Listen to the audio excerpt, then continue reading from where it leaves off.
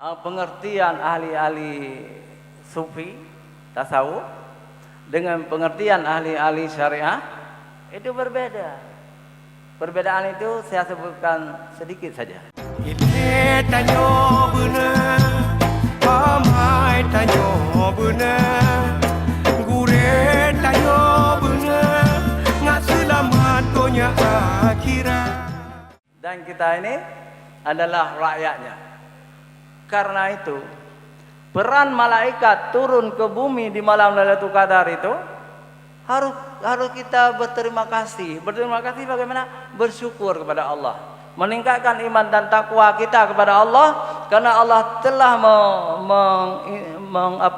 mengatur, ya, mentadbirkan, mengatur masalah rezeki kita, masalah usia kita, masalah segala-galanya yang kita miliki, masalah kita menjadi orang besar, orang kecil, menjadi pejabat, menjadi anggota DPR dan sebagainya. Itu malaikat yang atur. Kita hanya menerima saja, menjalani saja apa yang telah diatur di malam Lailatul Qadar. Tetapi yang paling penting kita tahu juga, malam Lailatul Qadar dengan nuzulul Quran itu sama, ya, sama. Inna anzalnahu, hu itu dhamir kembali kepada Al-Quran. Sesungguhnya kami telah menurunkan Al-Quran pada malam Lailatul Qadar. Malam Lailatul Qadar pertama itu terjadi tanggal 17 Ramadan. Sama dengan nuzulul Quran tanggal 17 Ramadan. Jadi yang selanjutnya itu tidak mesti 17 lagi. Yang selanjutnya bisa jadi malam-malam ganjil. Bisa jadi 21, bisa jadi 23, bisa jadi 25, bisa jadi 27, 29 malam Lailatul Qadar itu. Tapi yang pertama yang terjadi ketika Rasulullah di Gua Hira itu Lailatul Qadar adalah malam nuzulul Quran 17 Ramadan. Adakah malam yang lebih hebat dari Lailatul Qadar? Tidak ada yang lebih hebat dari Lailatul Qadar. Karena hebatnya Lailatul Qadar, mulianya Lailatul Qadar, karena malam itu malam diturunkan Al-Quran, petunjuk bagi manusia, hudal linnas, hudal lil muttaqin. Tanpa Al-Quran manusia ini sama dengan binatang dan tidak akan maju. Tapi dengan Al-Quran Allah memajukan manusia, memberi otak yang cerdas. Manusia mampu mengembangkan dirinya, berbeda dengan hayawan. Tapi tanpa diturunkan Al-Quran mungkin manusia tidak pernah maju. Hadirin wal hadirat yang dirahmati Allah, untuk ini kita harus serius. Jangan sekedar kita membaca inna anzalnahu fi lailatul qadri wa ma adraka ma lailatul qadri, berpuluh-puluh kali kita hafal, kita baca, tapi tanpa serius memikirkan tentang Lailatul Qadar itu seperti kita baca tanpa bermakna. Bagaimana memikirkan serius ini? Kita berusaha beribadah lillahi ta'ala supaya saat-saat kita beribadah itu ketemu Lailatul Qadar. Itu yang kita harapkan. Kapan bertemu? Ketika kita selalu semalam suntuk iktikaf di masjid, mencari ridha Allah, itu pasti ketemu. Dan ini perintah Rasulullah sallallahu alaihi wasallam dalam hadis sahih riwayat Bukhari Muslim. Man qama lailatul qadri imanan wa ihtisaban ghufira lahu ma taqaddama min dzambi. Barang siapa berjaga-jaga sungguh-sungguh menanti Lailatul Qadar karena imannya, karena mengharap ridha Allah, maka Allah akan mengampuni dosanya. Dan jangan ada ragu-ragu di antara kita, oh Lailatul Qadar itu kan cerita nenek moyang kita, mana ada itu. Itu rusaklah keimanan kita. Karena Lailatul Qadar itu pasti ada. Itu ijma' ulama, seluruh ulama mengatakan Lailatul Qadar itu ada setiap tahun. Memang ada ulama yang mengatakan Lailatul Qadar hanya pertama dulu terjadi waktu Nabi di Gua Hira. Itu terbantah.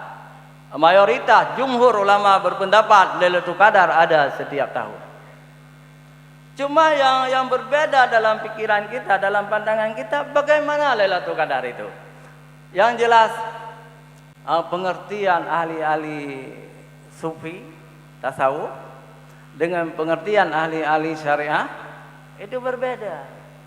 Perbedaan itu saya sebutkan sedikit saja, ya. menurut ulama-ulama tasawuf, Lailatul Qadar itu bisa saja di tengah malam, ya, pohon-pohon kayu itu akan sujud. Nah, ya. Dan di pohon kayu itu ada sesuatu, katakanlah intan berlian, ada emas, lalu diambil oleh yang ketemu itu, atau kitab terbungkus diambil, dan air berhenti. Itu pengertian ahli-ahli sufi. Saya punya guru saya, Profesor Dr. Muhyiddin Wali. Saya bertanya kepada beliau, apakah benar seperti itu Abu ya? Benar ada itu, tapi tingkat-tingkat sufi tinggi. Ketemu Nabi Khidir, ketemu Luqmanul Hakim, ketemu aulia-aulia di malam Lailatul Qadar itu, lalu orang yang bersangkutan menjadi orang alim, orang yang bertakwa kepada Allah Subhanahu wa taala. Tetapi di balik itu hadirin wal hadirat yang dirahmati Allah, kita juga punya guru yang lain. Guru kita bersama adalah Haji Tengku Haji Ahmad Abdullah, imam besar Masjid Al-Ma'mur yang pertama. Beliau ceramah di sini. Beliau katakan kepada kita, Lailatul Qadar tidak mesti ketemu hal-hal yang aneh itu. Ketika kita beriman dan bertakwa kepada Allah, lalu Allah memberi Lailatul Qadar kepada kita apa? Keimanan yang sangat mantap di dalam hati. Ketakwaan yang sangat mantap. Doa-doa kita diterima oleh Allah. Kita doakan istri jadi orang beriman. Kita doakan anak-anak jadi orang beriman. Itu Lailatul Qadar bentuk lain. Lailatul Qadar bentuk lain. Dan itu lebih rasional. Semua kita yang beriman mendapat Lailatul Qadar. Tapi ada guru kita yang lain, Profesor Dr. Safwan Idris Asyahid, ceramah juga di sini sebelum tsunami. Beliau menyebutkan Lailatul Qadar adalah diberi ilmu oleh Allah Subhanahu wa taala, baik ilmu syariat maupun ilmu modern. Dengan banyak ilmu orang bertakwa kepada Allah Subhanahu wa taala, semua akan sujud kepadanya. Katakanlah seorang profesor dosen, itu gajinya 20-30 juta. Kayu-kayu sujud kepada beliau. Di rumahnya semua ranjangnya, kursinya kayu jati, sujud kayu kepada beliau. Besi-besi sujud kepada beliau karena mobilnya dari besi. Itu pendapat yang lebih modern barangkali ya. Tapi wallahu alam. Yang jelas kita hakul yakin Lailatul Qadar itu adalah malam yang kita nantikan.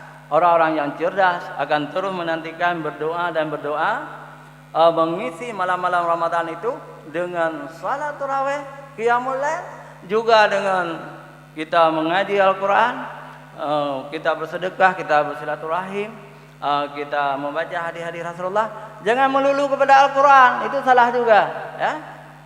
Banyak orang hanya fokus kepada Al-Quran selama Ramadan, hadis ditinggalkan sama sekali. Padahal Kutubus Sittah, 6 kitab hadis itu bagian dari penjelasan-penjelasan tentang Al-Quran, tentang ibadah kita. Tetapi betapa banyak orang Islam tidak punya satu kitab hadis pun di rumahnya. Kalau dengan Al-Quran manusia bisa sesat tanpa menggunakan hadis Rasulullah SAW. Jadi hadis pun harus kita pelajari di bulan Ramadan ini. Hanya sampai di sini. Billahi taufiq wal hidayah. Assalamualaikum warahmatullahi wabarakatuh.